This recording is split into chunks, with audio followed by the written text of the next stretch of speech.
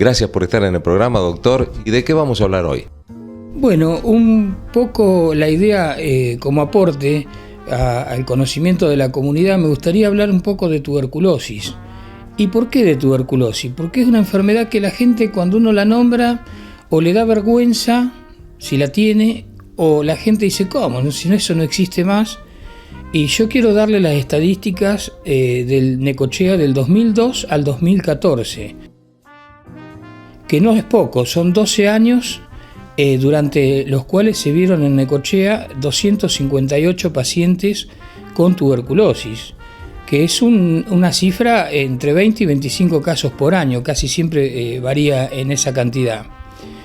De esos pacientes que se vieron con tuberculosis, 205 son pacientes pulmonares, que los pulmonares son los que contagian, que eso tiene mucha relevancia, y dentro de eso la mitad son formas cavitadas, que son los que más contagian. Estos son números fríos, pero ¿cuándo uno debe pensar en una tuberculosis?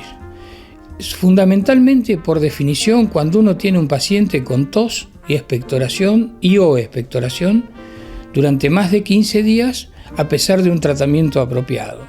Cuando ocurre que nosotros tenemos un paciente que no responde al tratamiento, lo tenemos que pensar como un diagnóstico diferencial. La gente en general nos consulta por tos, que no responde a un tratamiento, por catarro, muchas veces ese catarro con sangre, cuando cavita la tuberculosis muchas veces produce a veces importante sangrado, mucho más que los tumores, por ejemplo. Pérdida de peso, decaimiento, transpiración nocturna, muy importante. Son síntomas que nos llevan, y fiebre, sobre todo vespertina, son síntomas que nos llevan a pensar en que el paciente puede tener una tuberculosis. Ahora, no es que todos los que tienen eso tienen una tuberculosis, pero que el que tiene que pensarlo es el médico, porque si no pensamos en las enfermedades, jamás las diagnosticamos. Bueno, ya le digo, la mayoría son enfermos pulmonares, que son los que tienen riesgo de contagio. De ahí la importancia de la detección precoz. ¿Cómo se detecta precozmente una forma pulmonar?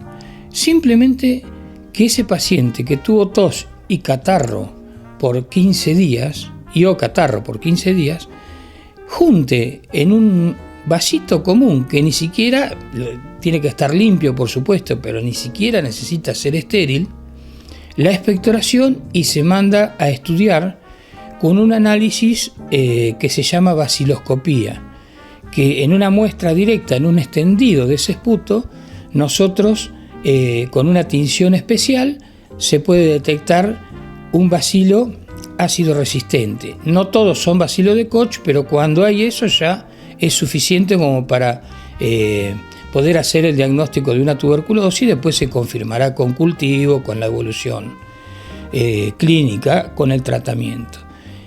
Ese estudio en nuestra ciudad tenemos la suerte, en el Hospital Ferreira sobre todo, de tener una capacidad para detectarlo que supera largamente el promedio nacional. El equipo de bacteriología del Hospital Ferreira, e incluso alguna colaboradora de la parte privada que tiene una bacterióloga de la parte privada, también tienen mucho ojo, como decimos nosotros, para detectar estos bacilos.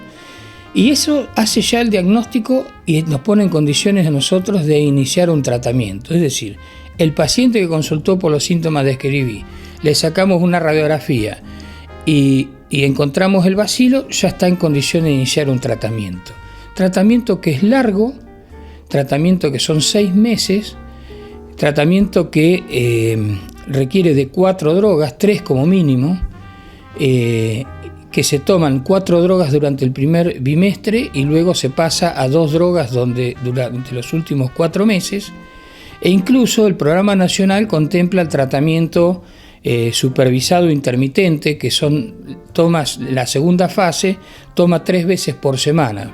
En Necochea no lo hemos aplicado, por lo menos mientras yo fui responsable del programa, porque para eso hay que tener estructuras sanitarias que el paciente le queden cerca de su casa, porque el supervisado siempre se hace tomando las pastillas adelante de un efector de salud. No se lo toma en la casa, no hay, el tratamiento en la casa es el autoadministrado y el supervisado se toma adelante de un efector de salud.